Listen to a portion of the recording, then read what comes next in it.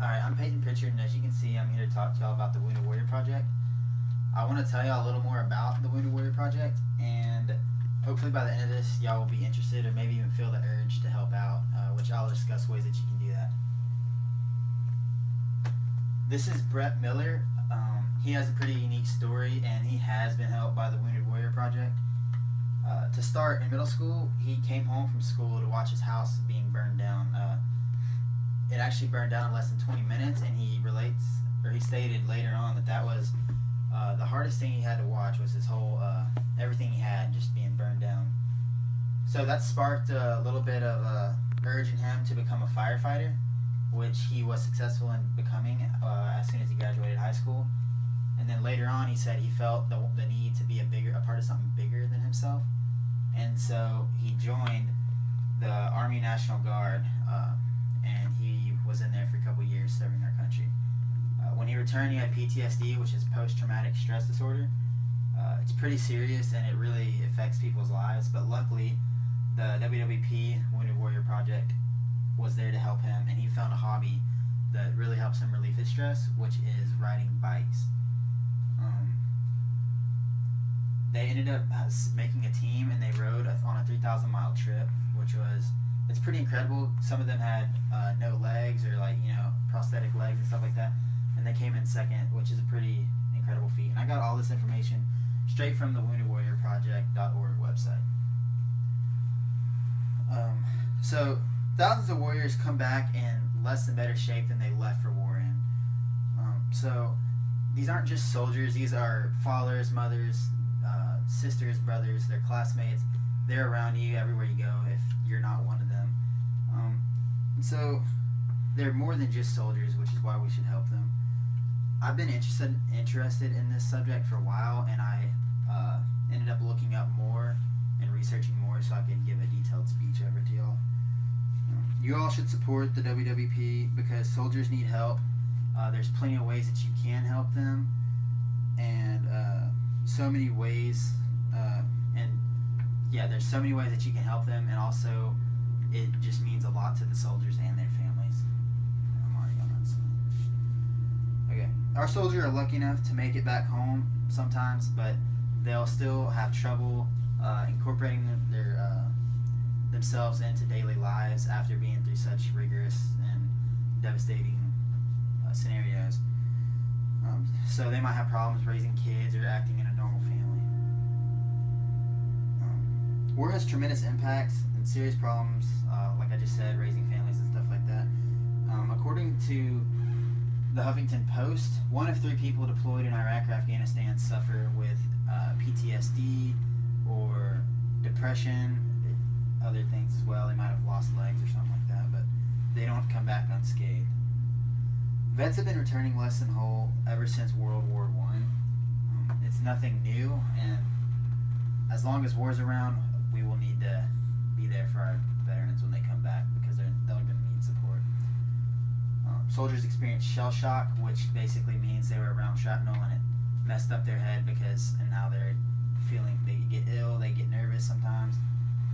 That's all that. According to Smithsonian Magazine, soldiers who were nervous and did not suffer physical shell shock were put back on the front lines, according to Smithsonian Magazine.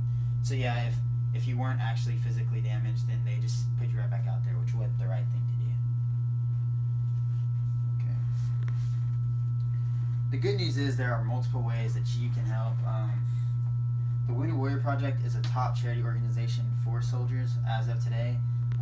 Pretty much everyone's heard of it, so it's well known, and it's a good thing for our soldiers. According to CBS News, the WWP is committing $100 million over 3 years, and that's in a partnership with 5 hospitals across the country to start helping with mental illness, which is a big step up because recently they've been devoting most of their funds simply to veterans with physical detriments like lost legs, limbs, just injuries on the physical scale. Some people, however, do not trust the Wounded Warrior Project.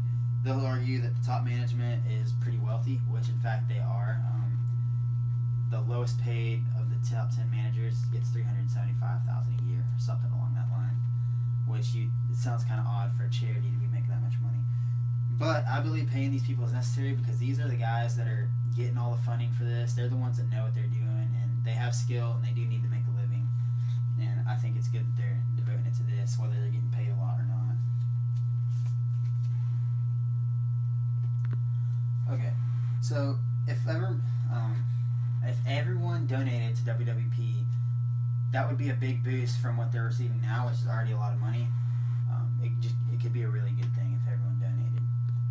If we all pay back, we can make a huge impact on these soldiers' lives. If not every soldier that needs the service, because that would be awesome. We would give every soldier the service. So yeah, services would skyrocket. Basically, if everyone donates, you have more of a chance of making sure that every soldier gets what they need. It's not hard to donate, and any amount is appreciated. I'm going to show y'all at the end of this, at the next slide, I believe, or maybe the next one, how to donate. It's not hard, and it's pretty easy to figure out. Alright, so I have now shared the need for help with WWP Faces. I've shared the need for help. The WWP Faces, they need help, and they're not trying to hide it. That's why they're asking everyone to help. There's many ways to help, so it's not hard, and think about the difference you're making in these families' lives. Supporting our fallen brothers and sisters to get back into the normal lives is the least we can do to repay them, and it's like, I just think everyone should try to do what they can. These soldiers gave more than we can repay, so like I said, the least you can do helps.